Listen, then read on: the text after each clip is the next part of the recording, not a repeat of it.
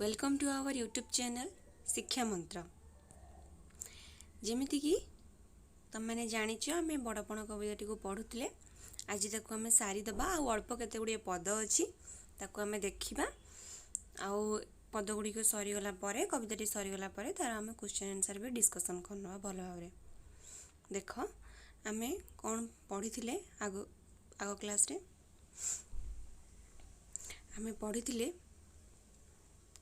जी जो भाया पाप अर्जन करी जो पाप धन को निज गंता घरे संभाली रखुची जी जेते पाप करिथिबो जम शेष समय रे आसिकी सेते जोर जबरदस्त करिकी झिंकी टाणिकी ताकू नेइकी जीव ए मर्त्यमंडलरू सेथि पई कवि एठारे समस्तंकु कहिबा पई चाहिचंती जे बेल थाउ थाउ समस्ते टिके टिके धर्म मध्य अर्जन करिनियो कहीं ना ए धर्म अर्जन कले ही जम आउ जम को सेमती टणा झिंका करिकी नेबाटा कष्ट हो जिवो हैला।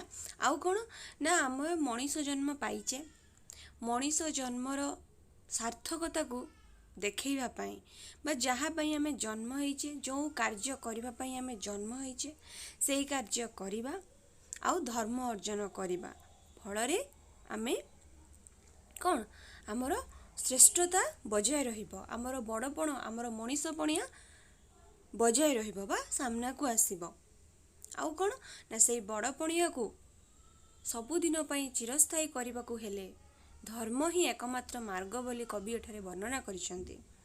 देखिबा आज आउ कौन कौन सब रहिछि पद गुडी को भल भाबरे बुझि नेबा ठीक अछि। देख धर्म एक पथ गढ़ी विधि तरीबाकू एही संसार बारिधि हैला। धर्म एक पथ गढ़ी विधि विधि कहले भगवान भगवान धर्म को एकमात्र पथ भाव गढ़ी पथ कहले कौन बैत बा जहाज धर्म एकमात्र बैत बा एकमात्र जहाज जेउ थिरे कौन हबो ना तरीबाकू एही संसार बारिधि संसार रूपक समुद्र बारिधि कहले समुद्र हैला। संसार रूपक समुद्र को पार करिबा पई हेले धर्म आमर एकमात्र जहाज बोली कवि एठारे वर्णना करिसेंती। कहीं ना आमे जो पाप अर्जन करिकी जो धन रत्न को नेइकी आम गंता घरे रखुचु ता पई दिने न दिने आमको दंड मिलिबो ही मिलिबो किंतु से दंडरू रक्षा पाइबा पई हेले ए संसार मोह माया ठारू निजको दूरेई रखिबा को हेले आमको कौन करने पड़ो ना धर्म रूपक बैत माध्यम धर्म रूपक जहाज माध्यम ए संसार रूपक समुद्र को आमे पार करि परिबा बोली भगवान ए धर्म को एकमात्र जहाज बोली रखी जाइछंती बोली राधानाथ राय एठारे वर्णना करछंती। धर्म एकासीना महत पणिया आउ बड़पण अढ़ई दिनिया जो तमें देखुच आमे जो धन संपत्ति को संचय करी रखिबा हमर गंता घर रे हैला।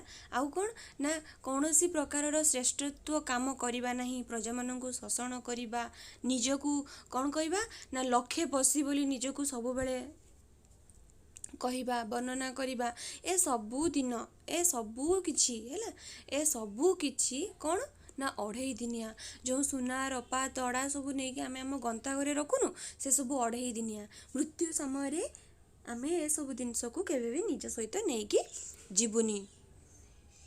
धर्म एकासीना महत पणिया केवल धर्म ही महत बा धर्म ही श्रेष्ठ आउ सबु किछि अढ़ई दिनिया जहाँ बड़पण आम देखई होउछु संसार रे सेटा केवल अढ़ई दिनिया जे आम पाखे एते धन अच्छी एते संपत्ति अच्छी तेणुकरी मु बड़ नाई सेटा अढ़ई दिनिया किंतु जे लोक धर्म मार्ग रे चलीथिबो तार श्रेष्ठता तार बड़पण ही चिरस्थायी बा चिरंजीवी तार महत्पणिया मृत्यु परे मध्य लोक माने ताकू बड़ बड़ बोली कहिबे। बड़ भाई एका सीना से ही छड़ाई के ही जाई न पारई ସେ କହୁଛନ୍ତି ବଡ଼ପଣ ଭାଇ ଏକା ସିନା ସେଇ ବଡ଼ପଣ ସେଇ ହିଁ ବଡ଼ପଣ ତା ପାଖରେ ହିଁ ରହିବ ହେଲା, ଯେଉଁଟାକି କେବେ ବି ତାକୁ ଛାଡ଼ିକି ଯାଇପାରିବନି। କେତେବେଳେ ଯାଇପାରିବନି? ଯଦି ସେ ଲୋକ ଧର୍ମ ପଥରେ ଯାତ୍ରୀ ହୋଇଥିବ, ଧର୍ମ କାମରେ ନିଜକୁ ନିୟୋଜିତ କରୁଥିବ, ପ୍ରଜାମାନଙ୍କର ହିତ ସାଧନ କରୁଥିବ ହେଲା, ନିଜର ଧର୍ମକୁ ସୁପଥରେ ବ୍ୟୟ କରୁଥିବ, ପ୍ରାୟଶ୍ଚିତ ମାର୍ଗରେ ବ୍ୟୟ କରୁଥିବ ହେଲା, ତାର ବଡ଼ପଣିଆ ତା ପାଖରେ ରହିବ, କେବେ ବି ତାକୁ ଛାଡ଼ିକି କୁଆଡ଼େ ବି ଯିବନି। କିନ୍ତୁ ଯେଉଁମାନେ ପାପ ଅର୍ଜନ କରୁଛନ୍ତି, ଯେଉଁମାନେ ଦୁଃଖୀ ରଙ୍କିଙ୍କର ତଣ୍ଟି ଚିପିକି ତାଙ୍କ ଝାଳ ବୁହା ଧନ ଆଣିକି ନିଜ ଗନ୍ତାଘରେ ସ୍ଥଗିତ କରି ରଖୁଛନ୍ତି, ସେମାନଙ୍କର ବଡ଼ପଣ କ'ଣ ନା 2.5 ଦିନିଆ। ସେମାନଙ୍କର ମୃତ୍ୟୁ ପରେ ଲୋକ ତାଙ୍କୁ ଭଲ କହିବେନି। କ'ଣ କହିବେ? କହିବେ ଭଲ ହେଲା ସେ ମରିଯାଇଥିଲା, ଭଲ ହେଲା ସିଏ ମରିଗଲା, ତା ଭଳିଆ ଲୋକ ଆମ ସମାଜରେ ରହିବାଟା ଭଲ ନୁହେଁ, ଏମିତି କହିବେ। କିନ୍ତୁ ଯେ ଲୋକ ଭଲ ଲୋକ, ଯେ ଧର୍ମ ମାର୍ଗରେ ଚାଲିଥାଏ, ପରୋପକାରୀ ହେଇଥାଏ, କ'ଣ କୁହନ୍ତି ଲୋକ ମରିଗଲା ପରେ? ଆହା କେତେ ଭଲ ଲୋକଟା ଥିଲା ମରିଗଲା, ଏମିତି କୁହନ୍ତିନି? ଠିକ୍ ସେଇଭଳିଆ ସେମାନେ କ'ଣ ହେଇଯାଆନ୍ତି? ମରି ପଛେ ଅମର ହେଇଯାଆନ୍ତି। ତାଙ୍କର ସୁନାମ ସାରା ଜଗତ ଗାନ କରେ ତାଙ୍କର ମୃତ୍ୟୁ ପରେ। ତେଣୁକରି ସେ କହିଛନ୍ତି ବଡ଼ପଣ ସେଇ ତାହାରି ପାଖରେ ରହିବ ଯିଏକି ଧର୍ମ ମାର୍ଗରେ ଯାତ୍ରୀ ହୋଇଥିବ, ଆଉ କ'ଣ ମୃତ୍ୟୁ ପରେ ମଧ୍ୟ ଅମର ହୋଇ ରହିଥିବ। ବଡ଼ପଣ ସେହି ଅନ୍ତେ ସୁଧାଜାର, ସୌରଭେ ଚହଟୁ ଥାଏ ସଂସାର। ବଡ଼ପଣ ସେହି ଅନ୍ତେ ସୁଧାଜାର ହେଲା, ବଡ଼ପଣ ସେଇଆ ଯାହାକି ଜଣେ ବ୍ୟକ୍ତିର ଅନ୍ତରରେ ରହିଛି।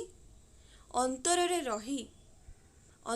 ରହି କ'ଣ କରୁଛି ନା ଚାରି ଜଗତକୁ ବା ଚାରିଆଡ଼କୁ ସୌରଭରେ ସୁବାସରେ ଚହଟଉଛି ହେଲା, ଯେମିତି କିଆ ଫୁଲ ରାତିରେ ଫୁଟି ତାର ବାସ୍ନାରେ ସାରା ଜଗତକୁ ମହକାଇ ସକାଳେ ପୁଣି ଆଉ ଥରେ ମରିଯାଇଥାଏ।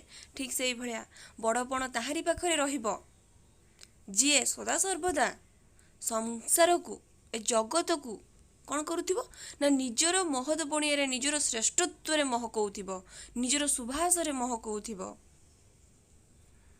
ବଡ଼ପଣେ ସିନା ସେହି ତାକୁ ଗଣି, ଯେଉଁ ବଡ଼ପଣ ଦିଲୋକ ସାଧିନୀ। ଦିଲୋକ ସାଧିନୀ କହିଲେ ମର୍ତ୍ତ୍ୟ ଆଉ ସ୍ୱର୍ଗରେ ଯେଉଁ ଲୋକମାନେ ପ୍ରିୟ ହେଇଥାନ୍ତି, ସେଇମାନେ ହିଁ ବଡ଼ପଣ ହିସାବରେ ଗଣାଯାଏ, ବା ସେମାନଙ୍କୁ ହିଁ ବଡ଼ପଣ ବୋଲି ଗଣାଯାଏ। ବଡ଼ପଣ ସିନା ସେହି ତାକୁ ଗଣି। ବଡ଼ପଣ ଆମେ ତାକୁ ହିଁ ଗଣିବା ଯିଏକି ଉଭୟ ଲୋକ ବା ସ୍ୱର୍ଗ ଲୋକ ହଉ ଆଉ ମର୍ତ୍ତ୍ୟ ଲୋକ ହଉ, ସବୁଥିରେ ଶ୍ରେଷ୍ଠତ୍ୱ ଅର୍ଜନ କରିଛି, ଧର୍ମ ଅର୍ଜନ କରିଛନ୍ତି, ସିଏ ହିଁ ହେଇପାରିବେ, ବା ତାଙ୍କରି ପାଖରେ ହିଁ ଆମେ କହିବା ଯେ ବଡ଼ପଣ ଅଛି।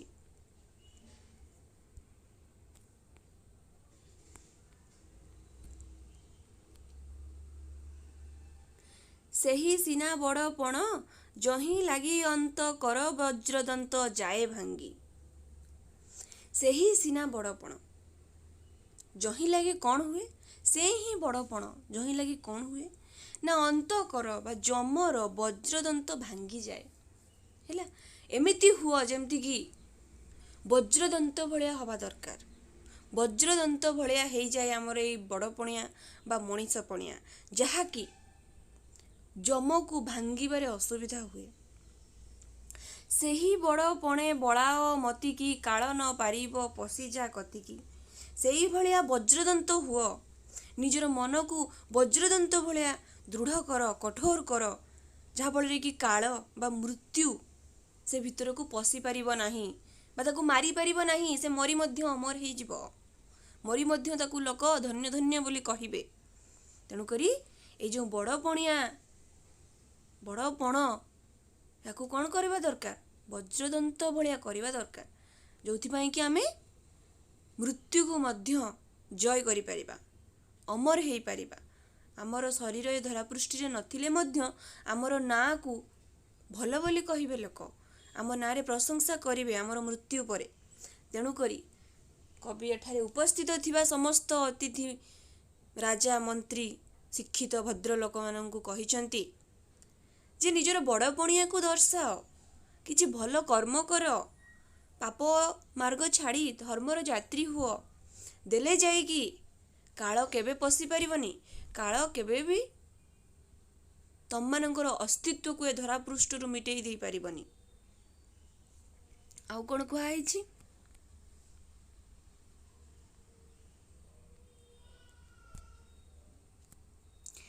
ହେଳା କର ନାହିଁ ପାଇଏ ସୁବିଧା, ଲଭିବାକୁ ସେହି ବଡ଼ପଣ ନିଦା। ହେଲା, ବଡ଼ପଣ ଲାଭ କରିବା ପାଇଁ ଯେଉଁ ସୁବିଧା ରହିଯାଇଛି, ଆଉ ହେଳା କରନି, ଆଉ ଡେରି କରନି, ନାଇଁ, ଆଉ ଡେରି କରନି, ସେ ସୁବିଧାକୁ ଲାଭ କର, ଆଉ ବଡ଼ ପଣିଆକୁ ଦେଖାଅ। ନିଜର ବଡ଼ ପଣିଆ, ମଣିଷ ପଣିଆକୁ ଲୋକଲୋଚନକୁ ଆଣ, ଡେରି ଆଉ କର ନାହିଁ। ସଂସାରର ତକ ସାର ବଡ଼ପଣ, ଲାଳ ସାରୁ ନିଅ ବାହୁଡ଼ାଇ ମନ।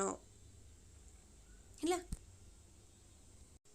କବି ଏଠାରେ କହୁଛନ୍ତି ସଂସାରର, ହେଲା, ତ୍ୱକ ସାର କହିଲେ କ'ଣ ନା ମୂଲ୍ୟହୀନ, ଯାହାର ମୂଲ୍ୟ ନାହିଁ। ସଂସାରର ତ୍ୱକ ସାର ବଡ଼ପଣ, ଲାଳ ସାରୁ ନିଅ ବାହୁଡ଼ାଇ ମନ। ସଂସାରରେ ଯାହା କିଛି ମୂଲ୍ୟହୀନ ହେଇଯାଇଛି, ସେଠାରୁ ନିଜର ମନକୁ ବାହୁଡ଼େଇ ଆଣ ବା ଫେରେଇ ଆଣ। ହେଲା, କେବଳ କ'ଣ ପାଇଁ ନା ବଡ଼ପଣ ବା ନିଜର ବଡ଼ ପଣିଆକୁ ଦେଖେଇବା ପାଇଁ। ଉଦାସୀନ ନେତ୍ରେ ଦୁନିଆର ମାନ, ଦେଖି କର ମନ ଧର୍ମେ ଏକତାନ। କ'ଣ କର ନା ଉଦାର ହୁଅ, ଉଦାର ନେତ୍ରରେ ଏ ଦୁନିଆର ସମ୍ମାନକୁ ଦେଖ, ଏ ଦୁନିଆର ମାନ ମର୍ଯ୍ୟାଦାକୁ ରଖିବା ପାଇଁ ଚେଷ୍ଟା କର। ଦେଖି କର ମନ ଧର୍ମେ ଏକତାନ।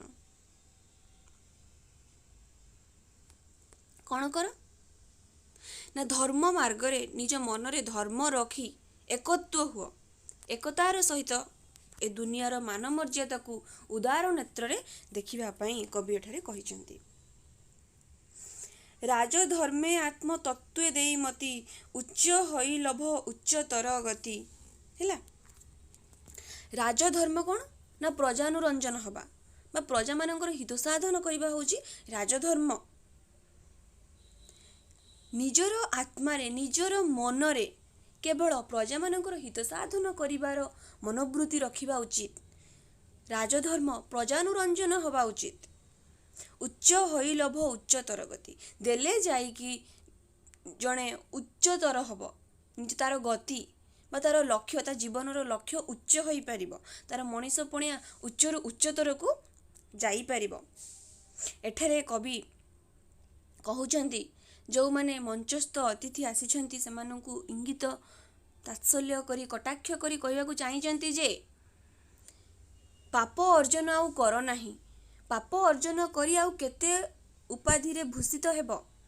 ଏବେ କ'ଣ କର, ଟିକେ ଧର୍ମ ଅର୍ଜନ କରିବା ପାଇଁ ଚାହଁ, ନିଜେ କିଛି ଇତିହାସ ସୃଷ୍ଟି କରିବା ପାଇଁ ଚାହଁ, ଆମର ଉତ୍କଳର ଗୌରବ ଗାରିମାକୁ ନିଜେ କିଛି କାର୍ଯ୍ୟ କରି ବଢ଼ାଇବାକୁ ଚେଷ୍ଟା କର।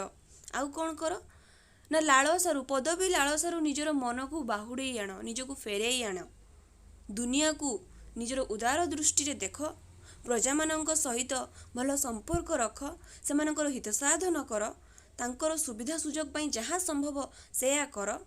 ଦେଲେ ଯାଇକି ତୁମର ଉଚ୍ଚ ଗତି ଅଛି, ଦେଲେ ଯାଇକି ତୁମର ମଣିଷ ପଣିଆ ଅଛି, ଦେଲେ ଯାଇକି ତୁମର ବଡ଼ ପଣିଆକୁ ଆମେ ମୂଲ୍ୟାୟନ କରିପାରିବା ବୋଲି କବି ଏଠାରେ ବର୍ଣ୍ଣନା କରିଛନ୍ତି। ଆମେ ଏ କବିତାଟିକୁ ପୁରାପୁରି ସାରିଲେ ଆଜି। ହେଲା, ନେକ୍ସଟ କ୍ଲାସ୍ରେ ଆମେ ଆର କ୍ୱେଶ୍ଚିନ୍ ଆନ୍ସର୍ ଭଲ ଭାବରେ ଡିସ୍କସନ୍ କରିବା। ଆଇ ହୋପ୍ କି କ୍ଲାସ୍ଟା ଭଲ ଭାବରେ ବୁଝିପାରିଥିବ। ଯଦି କିଛି ଅବୁଝା ଅଛି ତାହେଲେ କମେଣ୍ଟ କରିକି ଜଣାଅ, ବୁଝେଇଦେବୁ। ଲାଇକ୍ କର ଭିଡ଼ିଓଟିକୁ, ସେୟାର ମଧ୍ୟ କର ସାଙ୍ଗମାନଙ୍କୁ। ଆଉ କ'ଣ କର ନା ଯଦି ଆମ ଚ୍ୟାନେଲକୁ ସବସ୍କ୍ରାଇବ୍ କରିନାହଁ, ସବସ୍କ୍ରାଇବ୍ କରିନିଅ। ଭଲ ଭାବରେ ପାଠ ପଢ଼।